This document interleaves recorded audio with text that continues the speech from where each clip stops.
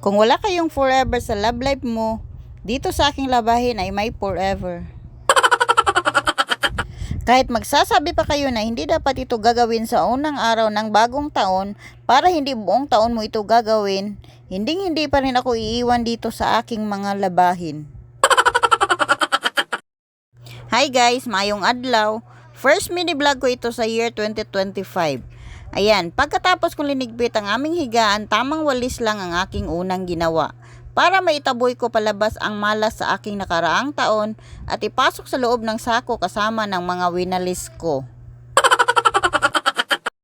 Ito ang una kong ginagawa araw-araw, ang pagwawalis. Kasi ayoko nang makaapak ng mga maliliit na buhangin dahil magaspang sa paa. At may bata naman na lakad dito lakad doon habang ako ay nagwawalis. Maliit lang ang bahay namin pero hindi ako matapos-tapos sa aking mga gawain araw-araw. Paano kasi katatapos mo lang maglinis at magligpit, may bata namang magkalat ng mga laruan niya. At hindi pa yan kontento sa kalat niya, ibubuhos pa ang lahat ng laruan na nilagay ko sa trolley niya. At pagkatapos hayaan lang, hindi naman nilalaro.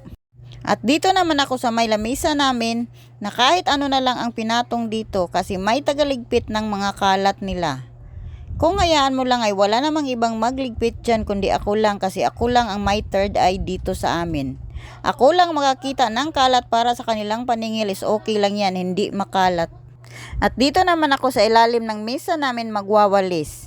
Kahit sulok po ito ay hindi makikita, kailangan din natin linisan nang sa gayon na hindi bahayan ng ahas. Madalas ako dito magwawalis lalong-lalo na pagkatapos kumain. Hindi kasi maiwasan, may malaglag na mga pagkain at maraming langgam dito sa amin. Kahit konti lang na pagkain maaamoy nila. At eto naman si Aling Maliit na nakabuntot sa akin.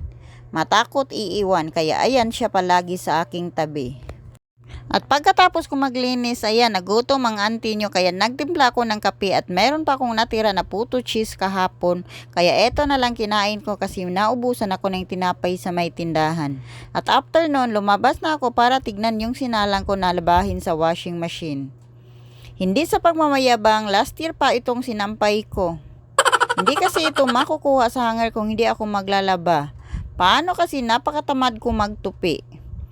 Natambakan na ako ng aming maruruming damit kaya naglaba muna ako bago pa maisipan ko na i-laundry na lang dahil wala na akong masampayan.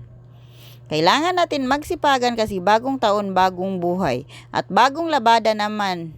Diyos ko, nakakapagod maging labada queen pero tiisin ko na lang kasi ginusto ko to. Kung hindi ako nag-asawa siguro humilata lang ako buong araw. At dahil nanay na tayo, halago, bawal ang tamad. At yun lang muna for today. Kung umabot kayo sa video ko hanggang dito, pa-like at pa-follow na rin sa aking page. Yun lang, salamat.